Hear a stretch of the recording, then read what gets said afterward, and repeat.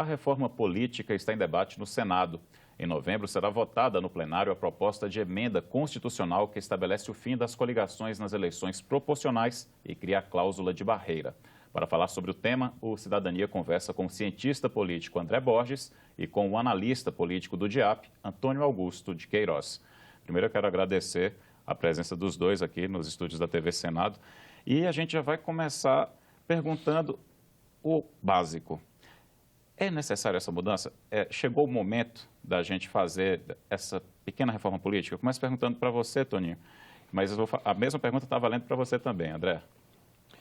Olha, sempre que há um escândalo de amplitude nacional, sempre que um presidente da República toma posse, o tema da reforma política volta a frequentar os veículos de comunicação, os jornais, etc. E hoje, no Brasil, há um consenso sobre a necessidade e até a urgência de uma reforma política que seja capaz de aproximar o representante do representado, de fazer com que os partidos e os eleitos respeitem o eleitor. O eleitor é o titular do poder. Quando ele delega para que alguém em seu nome possa legislar, alocar recursos públicos, fiscalizar, representar, administrar uma cidade, um estado ou a União, o faz com base num programa e com exigência de prestação de contas e alternância no poder. Infelizmente, no Brasil, os políticos detentores de mandato não têm prestado contas aos eleitores. Os eleitores, então, estão, com muita razão, muito descrentes, né, da política, de um modo geral. Então, esse é o recado é o recado das urnas. É o recado das urnas. E uma reforma política pode fazer com que os partidos tenham mais respeito para com o eleitor, em primeiro lugar, fazendo programas não para ganhar a eleição, mas para efetivamente governar, fazendo alianças não para aumentar o recurso do fundo partidário ou espaço no horário eleitoral gratuito, mas para implementar políticas públicas de interesse da população. Então, a reforma política é, de fato, uma necessidade, é preciso também enxugar o quadro partidário.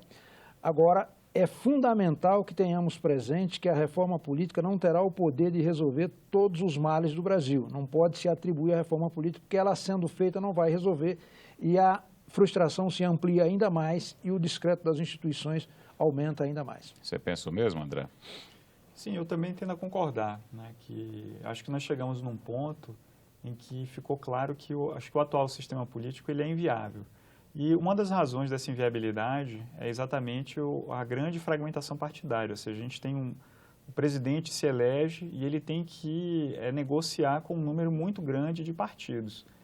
Isso, inclusive, envolve um certo custo até de tempo, porque, quer dizer, uma coisa é você formar a maioria com 8 partidos, aí você precisa sentar para conversar com 8 líderes partidários, e outra coisa é você formar a maioria com 15 partidos.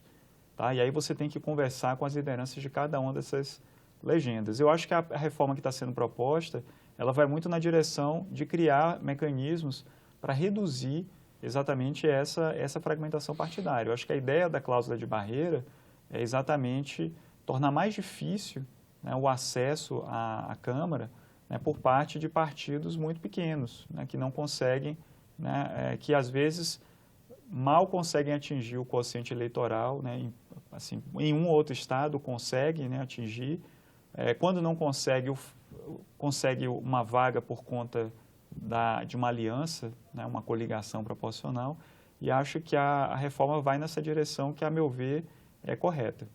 Você falou de um ponto que é muito importante nessa proposta de emenda à Constituição, que é de autoria do senador Ricardo Ferraz, a cláusula de barreira. Hoje a Câmara tem 28 partidos representados.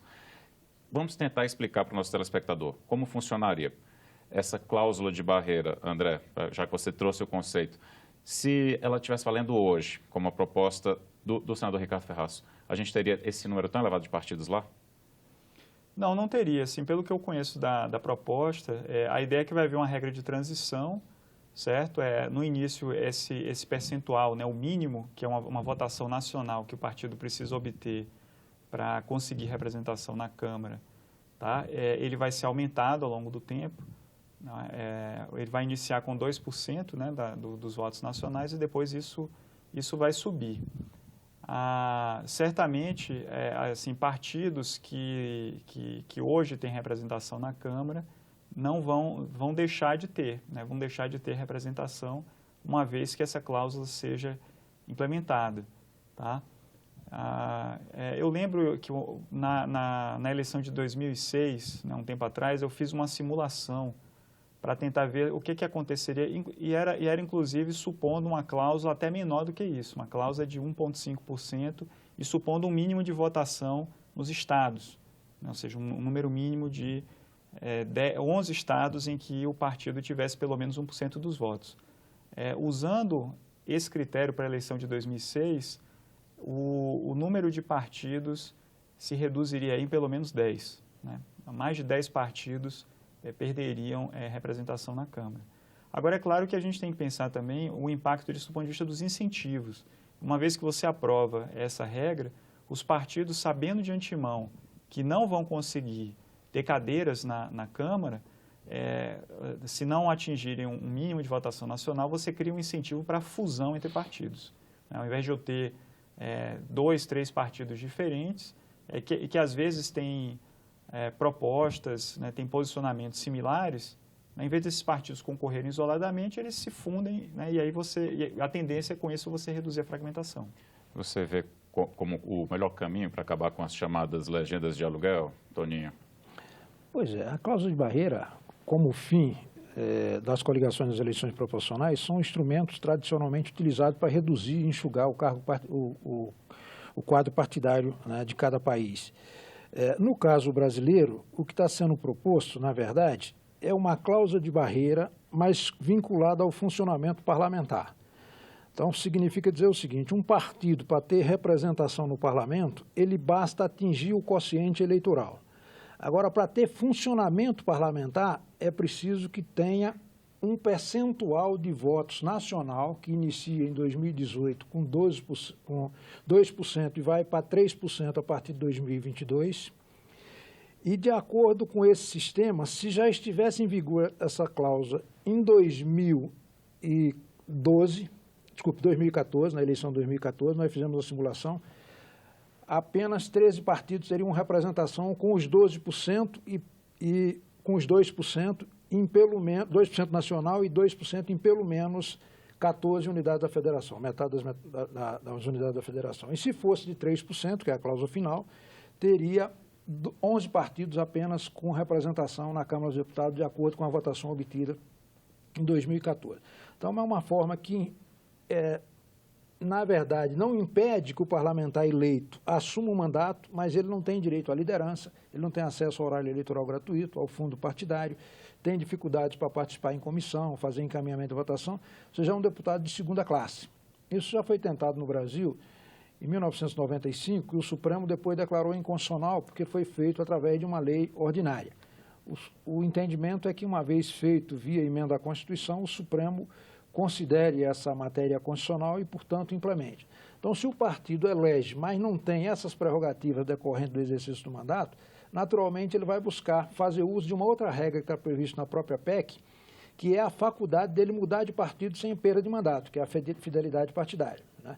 Ou então esse partido vai buscar se fundir a outro partido e, de qualquer maneira, se obtém esse resultado esperado, que é um enxugamento do quadro partidário, que, de fato, para efeito de governabilidade é muito complicado. Quer dizer, o presidente da República ter que negociar com 20 e tantos partidos não é uma tarefa fácil, né?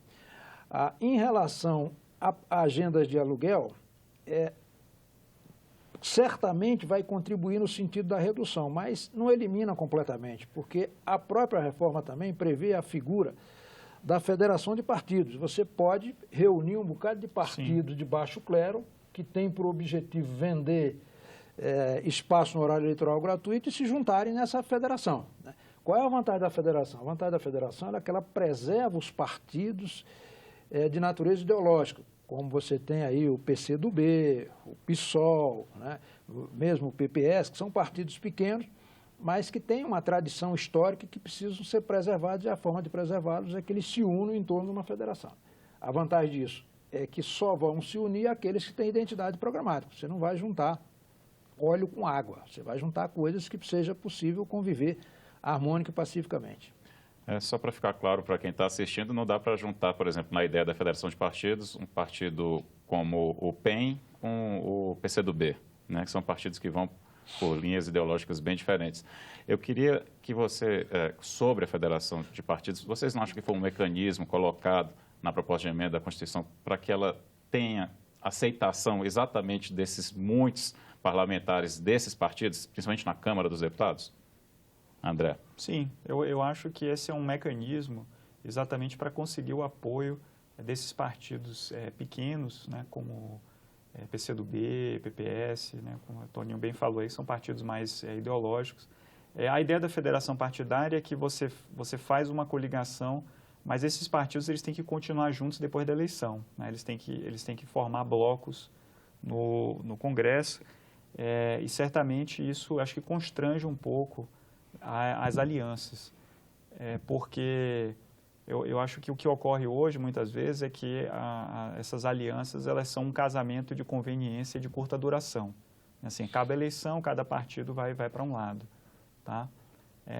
Me parece que é uma ideia interessante e que talvez até ajude a replicar um pouco a experiência do Chile, né? O Chile que tem um sistema semelhante ao nosso também de lista aberta, porém com a magnitude de distritos muito menores, mas no Chile também as coligações são muito comuns, existe coligação na eleição proporcional, só que essas coligações elas são coligações estáveis, né? Não muda de uma eleição para outra, são sempre os mesmos partidos, eles formam coligações e depois eles têm um posicionamento de bloco, né? Assim, o partido a coligação que ganha a eleição de presidente vai para o governo, a coligação que perde vai para a oposição. Então, aí você tem um comportamento que é mais coeso, tá? Que não é o que acontece no Brasil. No Brasil, muitas vezes, o partido faz uma determinada coligação. Por exemplo, nessa última eleição, o PTB apoiou a candidatura de Aécio Neves, certo? Assim, ele apoiou o candidato do PSDB. Aécio Neves perdeu a eleição, Dilma ganhou, e o que o PTB fez? Acabou a eleição, o PTB foi para o governo. Então, isso mostra que não existe consistência. De fato, isso é realmente um absurdo. Apenas para dar um exemplo, o PTB se coligou nacionalmente com o PSDB, PTB nacional, e o PTB de Pernambuco se coligou com o PT. Sim. O PT, se tivesse saído sozinho em Pernambuco, teria eleito 3 deputados, eu fiz as contas. Saiu coligado, não elegeu nenhum. Deu 3 cadeiras para um partido de centro-direita. Aqui em Brasília, o PT saiu coligado com o PROS e elegeu a deputada Érica Cocai, defensora dos direitos humanos, e o pastor Ronaldo Fonseca. Sim. São pessoas que não se entendem nem a respeito de um copo. Se um copo tiver meio e perguntar para um se está quase cheio ou quase vazio, se um disser que está quase vazio, o outro vai dizer que está quase cheio. Pensam diametralmente opostos em relação a absolutamente tudo. E os votos de um ajudou a eleger o outro. Então, o eleitor dos dois foram enganados, porque jamais o eleitor do pastor votaria na Érica e muito menos um eleitor da Érica votaria no pastor. É um ótimo exemplo. Então, esse exemplo da criação da federação de partidos é uma coisa importante, porque evita que coligações esdrúxulas como essas possam se repetir no futuro. Coligações por puro pragmatismo, por puro pragmatismo, exatamente. Se houver coligação, haverá afinidade programática e ideológica, porque terão que se manter unidos até o término do mandato. Um outro ponto da proposta de emenda à Constituição, que também é muito importante, é o que acaba com as coligações proporcionais, a partir de 2020. Queria que vocês me falassem um pouco como vocês veem isso e, vamos supor, a PEC passando, como está, o que essa mudança representa para o eleitor. Toninho. Pois nós fizemos lá no DIAP o cálculo, eu já mencionei aqui, que se tivesse, mencionei em relação à cláusula de barreira, mas fizemos também em relação ao fim das coligações, se tivesse em vigor essa regra em 2014, o número de partidos cairia de 28 para 22 na representação na Câmara dos Deputados. Haveria já um enxugamento com o fim das coligações nas eleições proporcionais. Agora, o grande problema é como aprovar isso na Câmara dos Deputados se 70% dos partidos seriam prejudicados com essa regra. Apenas os grandes tenderiam a se beneficiar com o fim dela, os pequenos correm risco. Então, essa é uma dificuldade de formar maioria para aprovar essa matéria. Por isso que a gente mencionou aqui que, à frente a federação de partidos ajuda no sentido de amenizar a resistência ao fim das coligações e que também requer uma alteração no texto constitucional, portanto, requer 3/5 de votos, não é uma tarefa fácil. E é pena que o presidente da Câmara e do Senado tenham se entendido a respeito da necessidade de uma reforma política no final dos seus mandatos, faltando 4 meses para o término praticamente dos mandatos, e dificilmente se conseguirá aprovar, em se tratando de uma emenda à Constituição, nas duas casas, na atual gestão dos presidentes da Câmara e do Senado.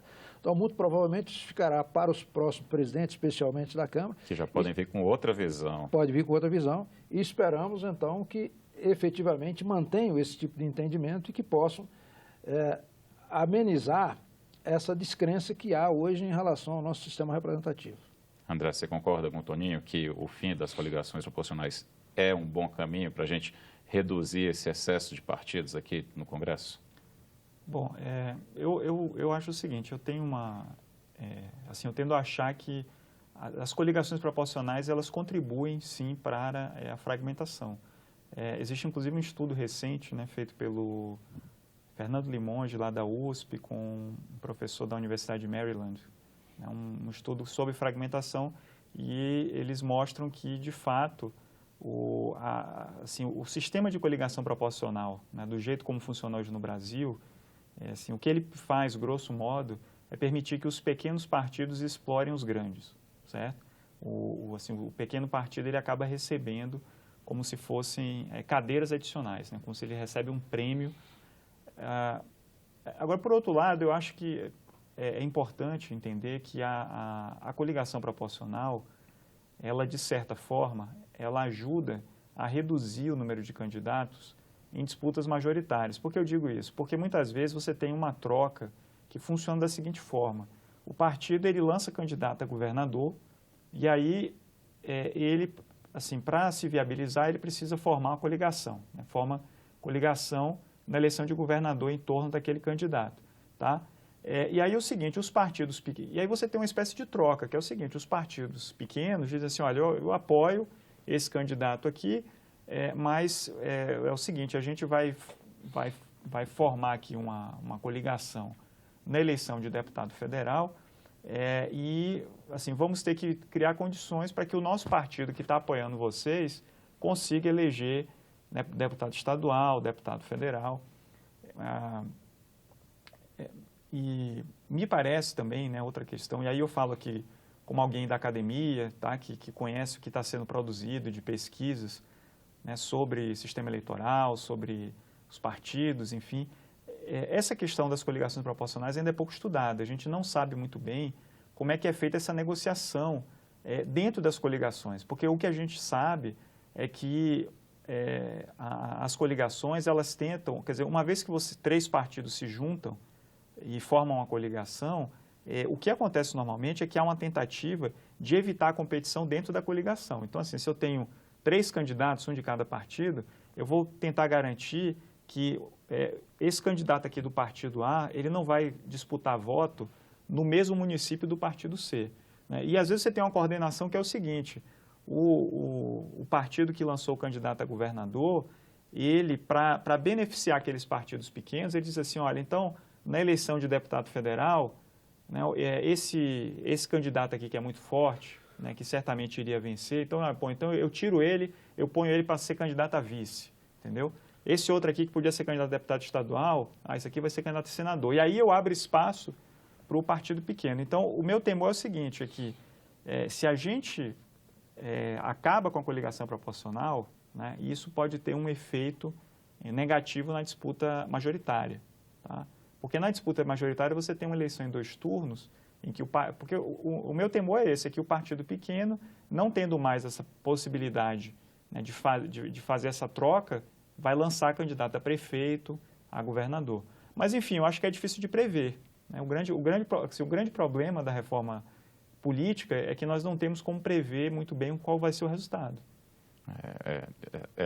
A gente, por exemplo, pode até avaliar, eu vou até perguntar, ano passado aqui no Congresso foi aprovada a chamada mini-reforma eleitoral.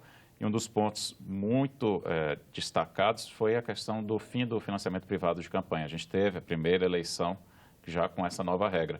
Qual a avaliação que vocês fazem pelo que vocês acompanharam nas eleições municipais deste ano, com essa mudança, foi positiva? Olha, na verdade, houve o fim do financiamento empresarial de campanha. O financiamento cidadão, privado, continuou... Isso, quando eu falei privado, empresarial. Mas foi ótimo você deixar isso claro, Toninho. Continua existindo, né? Então, o que aconteceu foi o seguinte, quem tinha um capital de relações forte com pessoas endinheiradas, recebeu doações de pessoas físicas. Quem não tinha, ou recebeu do fundo partidário, e foi distribuído de modo muito seletivo, e isso é preciso ser legislado para evitar prejuízo a determinados candidatos, como aconteceu, você priorizou uma cidade em detrimento de muitas outras, né? E recursos próprios, né? Muitos candidatos gastaram recursos próprios. Então, o meu sentimento é que foi positivo, porque reduziu o gasto de campanha, mas as pessoas estão pagando um preço muito alto, quem foi candidato, em função dessa ausência de financiamento empresarial. Porque eu não conheço um que não tenha se endividado. Todos os candidatos, pelo menos o primeiro ano de remuneração deles, seja na sua atividade, se não foi eleito, sua atividade privada, seja como detentor de mandato, com o salário que vai receber, não dará para pagar no primeiro ano a dívida que fez. As pessoas se endividam desse modo. Então é preciso, a grande lição é que preciso rever esse aspecto do financiamento de campanha. Não estou defendendo aqui financiamento empresarial, pode ser um financiamento público, pode ser com o próprio fundo partidário, continuando a contribuição do cidadão, mas uma regra que dê o mínimo de equidade na disputa. Melhorar a regra que está aí, exatamente, na verdade, né? Só prejudicou alguns em benefício de um pequeno grupo, né? Então, acho que o financiamento empresarial de campanha distorcia a representação.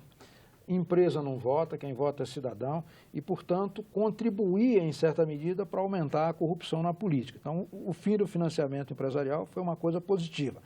Agora, a ausência de regra em relação ao uso do recurso do fundo partidário, né, e de recurso próprio não contribui para a equidade na disputa do processo eleitoral. Então, você resolve um problema, mas cria outro. Você pensa o mesmo, pelo que eu estou vendo, né, André? Sim, eu tendo a concordar. Eu também acho que, assim, por um lado, essa mudança ela é positiva, porque, sem dúvida, o financiamento empresarial, né, da forma como estava colocado, eu entendo que criava um desequilíbrio na disputa.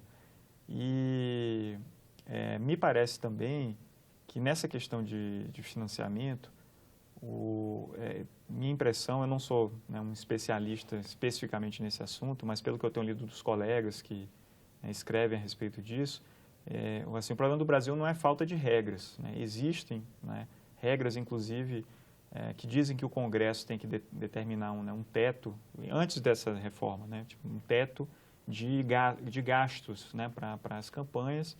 E a questão é essa, que nunca houve assim, uma disposição, né, de regular esse tipo de coisa.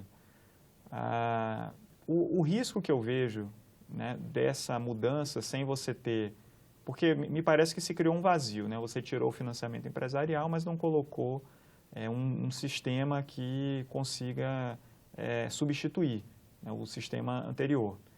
O risco é nós criarmos um certo viés que vai favorecer quem está no poder. Porque a questão é isso, é que se falta dinheiro privado, tá? Quem já está no governo, né, assim, o governador que concorre à reeleição, né, o prefeito, e aí tem a seu favor, quer dizer, tem a máquina, já tem a visibilidade na imprensa, porque independente de qualquer coisa, a imprensa vai cobrir o governo, né, cobre que... Então é o seguinte, o risco é você criar um viés em favor de quem já está no poder.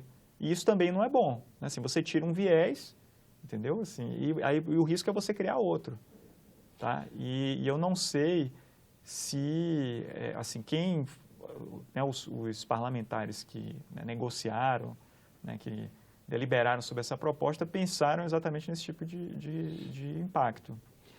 É que também, André, na verdade, quem está no poder, do ponto de vista de captação de recurso privado, ele tem muito mais vantagem do que quem está chegando, né? Então, ele tem vantagem dupla. Primeiro, porque tem uma máquina na mão, quer dizer, tem serviço prestado, nome conhecido, base fidelizada, capilaridade naquelas regiões e muito mais poder de captar no setor privado do que quem está chegando efetivamente na disputa. A grande verdade é que tem que mesmo haver uma reforma política que dê equidade na disputa eleitoral, colocando em igualdade de condições quem já está e quem está chegando, né? E mais do que isso, descriminalize a política. Quem tem uma vida organizada fora do parlamento ou fora da vida pública, se for hoje, com essa criminalização da política, ocupar qualquer cargo, ele está colocando em risco a reputação pessoal dele e vai ser visto logo, logo como alguém desonesto, etc., em função desse momento moralista justiceiro por que passa o país, em que todos os agentes públicos são corruptos por natureza. Isso é uma desqualificação da política e isso é trágico no sistema representativo. Por que que é trágico? Porque não há solução para os problemas coletivos fora da política. Todas as conquistas do processo civilizatório foram produto de decisões políticas, os direitos civis, os direitos políticos, os direitos sociais, difusos, coletivos, etc. E enquanto não inventar outra forma de organização social, o Estado vai continuar existindo. E o Estado dispõe de 3 monopólios: o de definir conduta e punir o seu descumprimento, o poder coercitivo, o poder de empregar legitimamente a violência, o poder de legislar e o poder de tributar. E esses poderes vão estar na mão de quem estiver à frente do aparelho do Estado, eleito pelo voto popular. Então, se a população evita participar, ocorre como ocorreu nessa eleição, né? Não comparece, se abstém, ou vota branco e nulo de um lado. E as pessoas que poderiam dar uma contribuição, têm vocação, mas não dão porque têm medo de serem criminalizadas, de serem hostilizadas, elas se afastam e o aparelho de Estado vai ser apropriado por pessoas que não têm preocupação com o interesse público, não têm vocação republicana e que vai utilizar isso a serviço de grupo.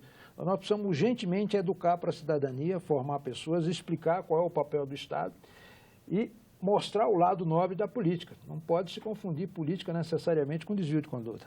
Perfeito, Toninho. Além da reforma política, então, a gente tem também que educar a população para não rejeitar a política. A gente precisa dela. Quero agradecer muito a presença de vocês, o Antônio Augusto de Queiroz, do DIAP, André Borges, cientista político, e nós agradecemos também a sua audiência, acompanhando mais esta edição do Cidadania. Se você tiver alguma dúvida, crítica ou sugestão, liga para a gente no número 0800 61 2211. E se você quiser rever este ou outros programas, acesse o site da TV Senado, senado.leg.br/TV. Obrigado pela audiência e até o próximo Cidadania.